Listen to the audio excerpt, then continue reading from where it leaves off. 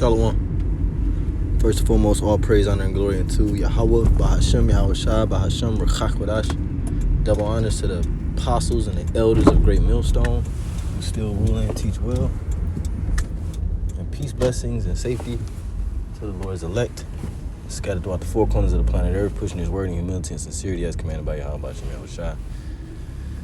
Lord willing, this will be a quick edifying lesson. I just want to go into this debacle, this mess, this vomit that the IUIC Bishop Nathaniel is pushing. Okay, he's actually teaching that the Edomites, after 1,000 years in the kingdom of heaven, the Edomites are actually going to rise up, okay, and come against Israel. After 1,000 years in the kingdom, man, they're actually going to rise up against us in the kingdom of heaven.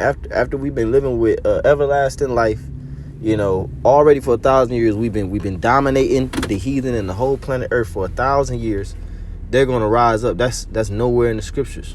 As a matter of fact, the scriptures say the contrary. And if you don't understand Revelation 20, you should have just said that.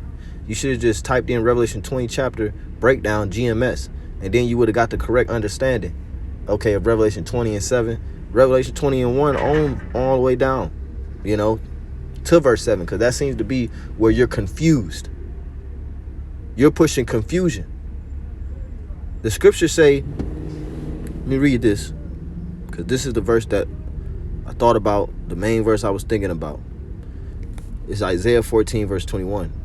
Prepare slaughter for his children, for the iniquity of their fathers, that they do not rise, nor possess the land, nor fill the face of the world with cities. So we can close the book right there. The Bible does not contradict itself. It said that when we slaughter these Edomites upon Yahweh Shai's return, and we put them in slavery, they will not rise again. Matter of fact, there's another one in Isaiah. What is that? Isaiah 13. Let's go to the previous chapter. Isaiah 13, verse 19. And Babylon, the glory of kingdoms, the beauty of the Chaldees' excellency, shall be as when the Most High overthrew Sodom and Gomorrah. It shall never be inhabited, neither shall it be dwelt in from generation to generation. Now, who is the king or ruler of Babylon? Who's responsible for setting up Babylon? Is Esau Edom, pursuant to Psalms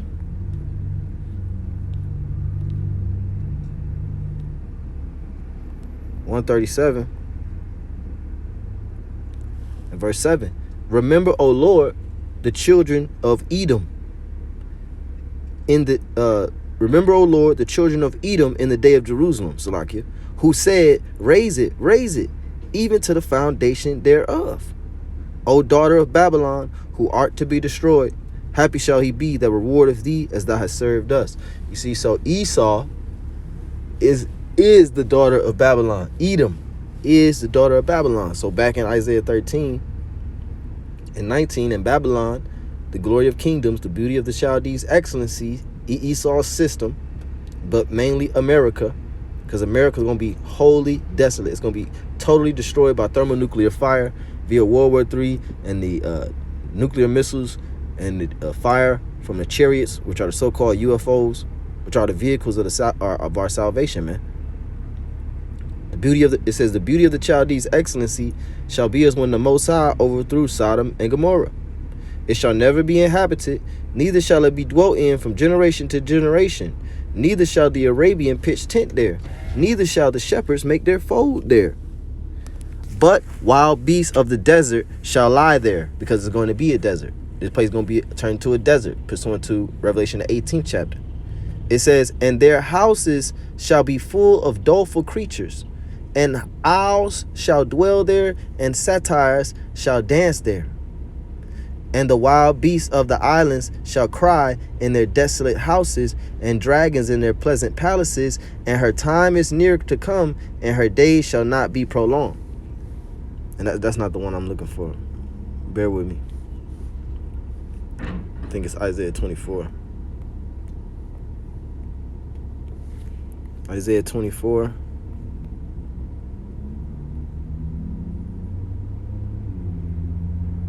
And 20. Now, Isaiah 24 is still talking about Babylon, mystery Babylon the Great. This prophecy is about mystery Babylon the Great. Isaiah 24, verse 20.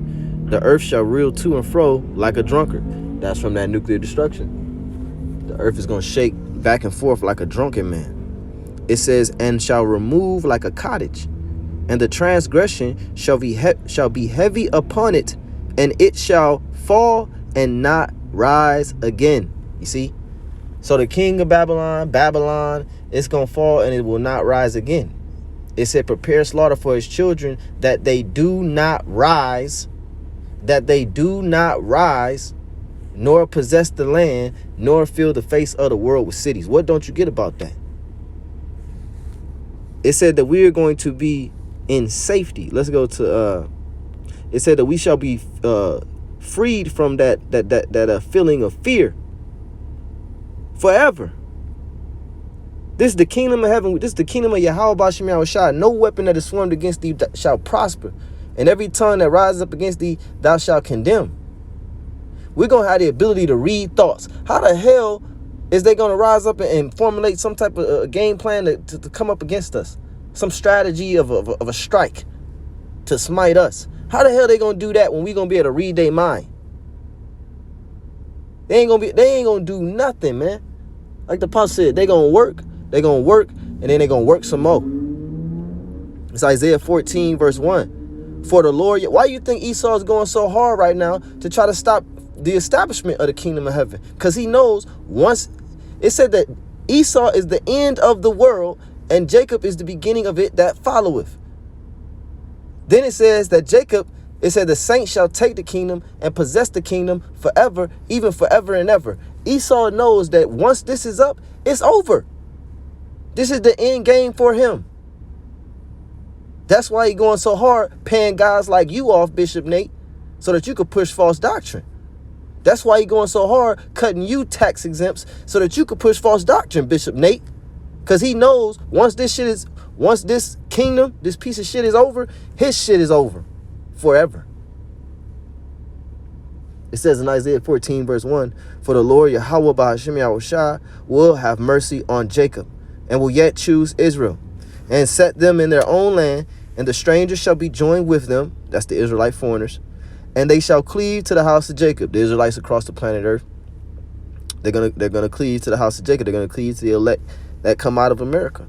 It says in verse 2, and it's talking about the believers, okay, following the teachers of Great Millstone, and then coming into the truth.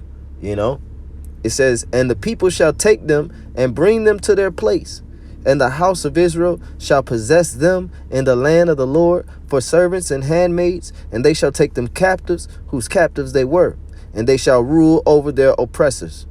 And it shall come to pass in the day that Yahweh Ba'ashem Yahushua shall give thee rest from thy sorrow. The Lord said he's going to give us rest. Matter of fact, the Lord said he's going to give us eternal rest. Let's see, I think it says beautiful. Second Esdras, I knew it was somewhere. Second Esdras 2, verse 34. And therefore I say unto you, O ye heathen, that hear and understand. That's beautiful, because that links up perfectly with Isaiah 14 and 2. The stranger shall be joined with them, and they shall cleave to the house of Jacob. That's the heathen that's being talked about here in Second Esdras 2 and 34, which are the Israelite foreigners.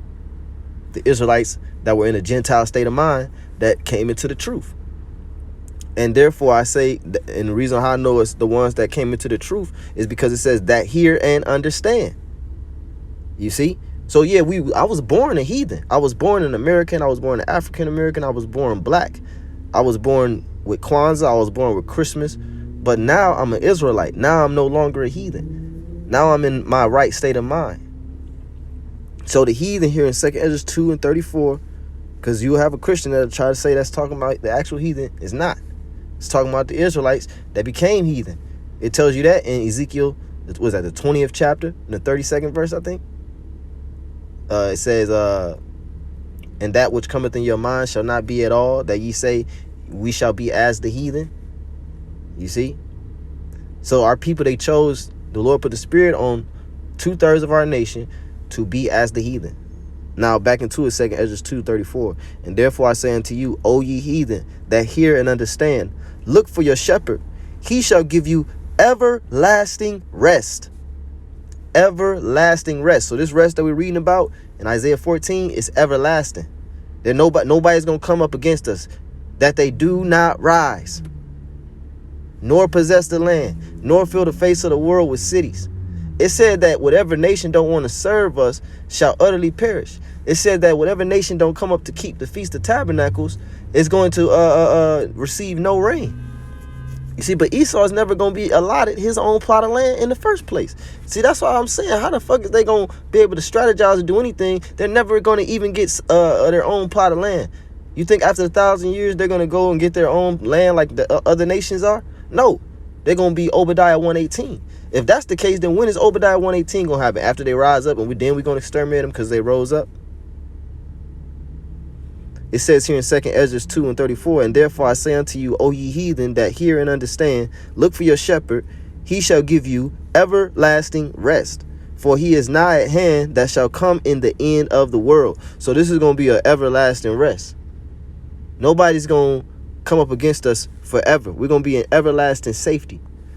Let me get Jeremiah 23:3. And I will gather the remnant of my flock out of all countries whither I have driven them, and will bring them again to their folds, and they shall be fruitful and increase. That's the kingdom.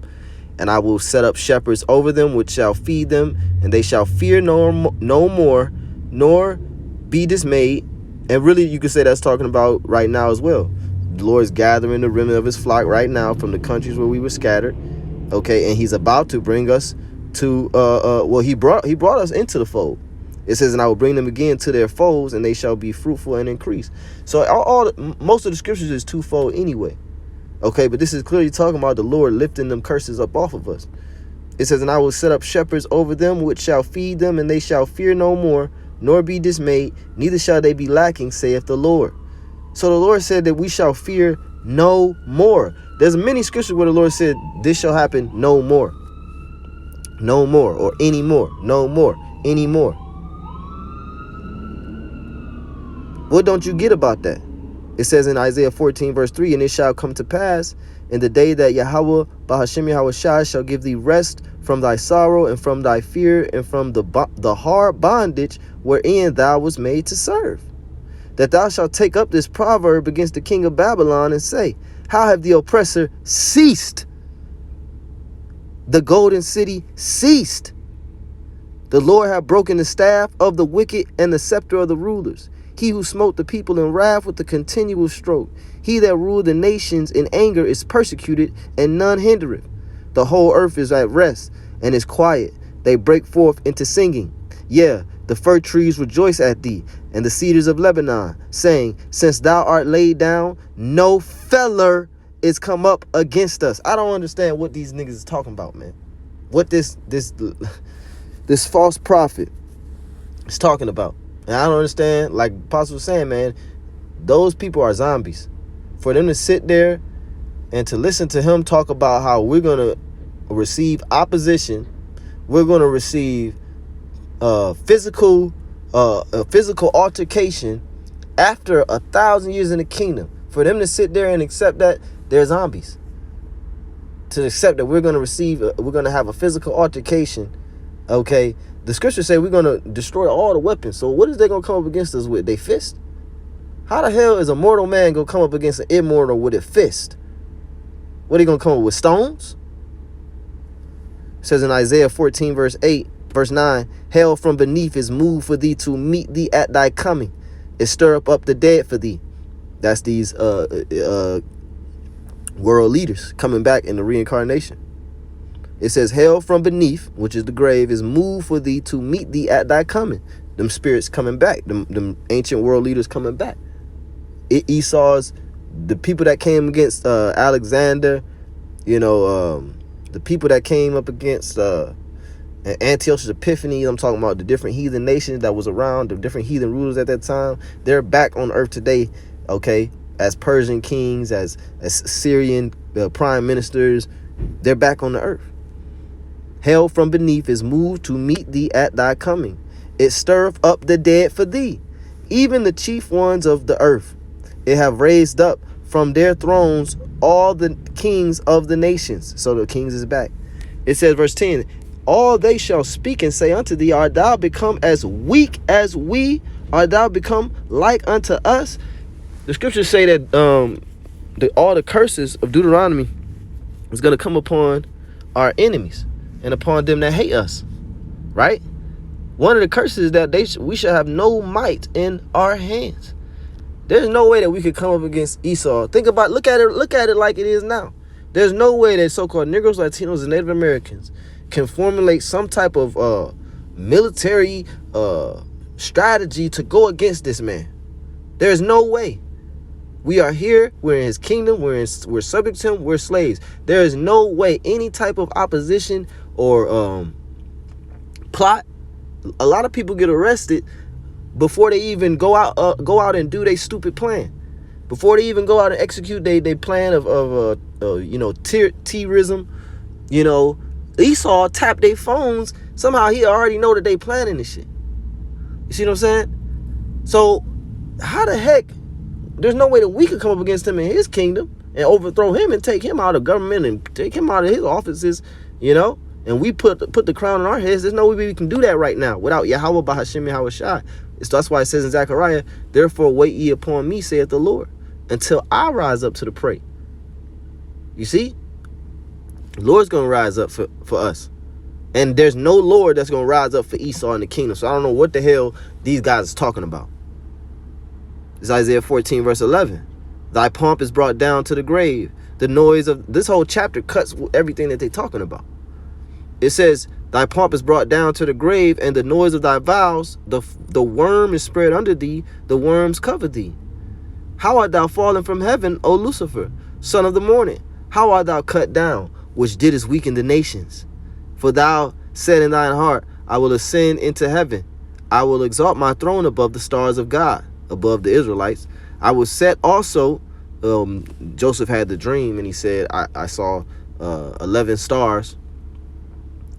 Was that Joseph's dream? I believe that's Joseph's dream. He said he saw 11 stars, and the stars bowed to him, which represented how he was going to pretty much gain dominion over his brothers, as ruler of Egypt. But it says here, Isaiah 14:13, for I will exalt, for thou hast said in thine heart, I will ascend into heaven. I will exalt my throne above the stars of God. I will sit also upon the mount of the congregation in the sides of the north, in North America. Verse 14, I will ascend above the heights of the clouds. I will be like the Most High. He exalts himself as if he's God. Verse 15, yet thou shalt be brought down to hell, to the sides of the pit. They that see thee shall narrowly look upon thee and consider thee, saying, is this the man that made the earth to tremble, that did shake kingdoms? So people going to be talking shit about this dude. That's how inferior and how weak and how defenseless he going to be. But yeah, after 1,000 years, these scriptures is not going to hold no weight no more. After 1,000 years, these scriptures right here, like the one we just read in verse 16, that's not going to hold no weight, because Esau is going to gain some strength, some power, some bravery, and he going to rise up against immortal gods. This is Isaiah 14, verse 17. That made the world as a wilderness and destroyed the cities thereof, that opened not the house of his prisoners. All the kings of the nations, even all of them lie in glory, every one in his house, right? Because all the different nations, their kings is going to get their own land after they serve hardcore slavery for 1,000 years for the first dominion. After that, the Japhites, the Hamites, the other Shemites outside of the Israelites, they're going to go to their respected land, whatever the land, plot of land we give them, and they're going to dwell there together under the laws, statutes, and commandments of Yahweh Bahashim Yahweh Shai, the Holy Scriptures. But not Esau. Now, what is the scripture about to say here? Is it going to say that Esau's are going to rise up? All the kings of the nations lie in glory, and everyone in his own house, but you, Esau, shall rise up? No, that's not what it's about to say. See, he can't push that doctrine. He can't push that breakdown outside of Revelation 20, outside of that one scripture. You can't go nowhere else in the Bible and see where it says that the Edomites is going to rise up after 1,000 years. And Ezekiel 38 is definitely not talking about that. It says, but thou art cast out of thy grave like an abominable branch, and as the raiment of those that are slain, thrust through with a sword that go down to the stones of the pit as a carcass trodden underfoot. So you're going to be killed. All the Edomites is going to be Obadiah 1:18, while the other nations go sit and lie in glory in their own house, in their own land. Tells you the same thing. It said that the dead, when it said the dead live not again till the 1,000 years were fulfilled in Revelation 20, that's not talking about Israelites 2/3 not coming back until the 1,000 years. That's not what that's saying.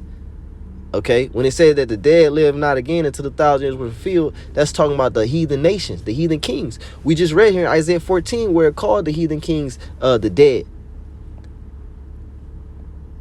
Hell for thee is moved to meet thee at thy coming. It stir up the dead for thee. The dead is the heathen kings. So Revelation 20:7, once again, that's talking about where it says they live not again till the 1,000 years fulfilled. That's talking about these other nations getting to go back to their own respective lands. But not Esau. He's going to be cast out as an abominable branch, and as a remnant of those that are slain, thrust through with the sword. Because he's going to get Obadiah 1:18. Look at this in the NLT. Isaiah 14:19 in the NLT. But you will be thrown out of your grave like a worthless branch. Like a corpse trampled underfoot, you will be dumped into a mass grave. With those killed in battle, you will descend to the pit. Right, and it's not going to be a battle. That was the NLT, so that ain't completely accurate. It's not going to be a battle. It's going to be us putting them in that fire. I'm going to close with Isaiah 24. It said that they do not rise, nor possess the land, nor fill the face of the world with cities. That's plain. Isaiah 24:21. And it shall come to pass. Let's start at 20 again. The earth shall reel to and fro like a drunkard, and shall be removed like a cottage. And the transgression thereof shall be heavy upon it. And it shall fall and not rise again. And it shall come to pass in that day that the Lord Yahweh shall punish the host of the high ones that are on high, and the kings of the earth upon the earth. And they shall be gathered together as prisoners are gathered in the pit, and shall be shut up in the prison, and after many days they shall be visited. That's all Esau got to look forward to. And that visitation is going to be with fire. Obadiah 1:18. After the 1,000 years, Esau is going to be Obadiah 1:18. He's not going to rise up. I guarantee it. Lord is edifying, giving all praise, honor, and glory to Yahweh, Bahashim, Yahweh Shai, Bahashim, Rakakwadash, give me spirit to do this lesson. Double honors to the apostles and elders, great millstone once again. Kwame Yashara, Shalom.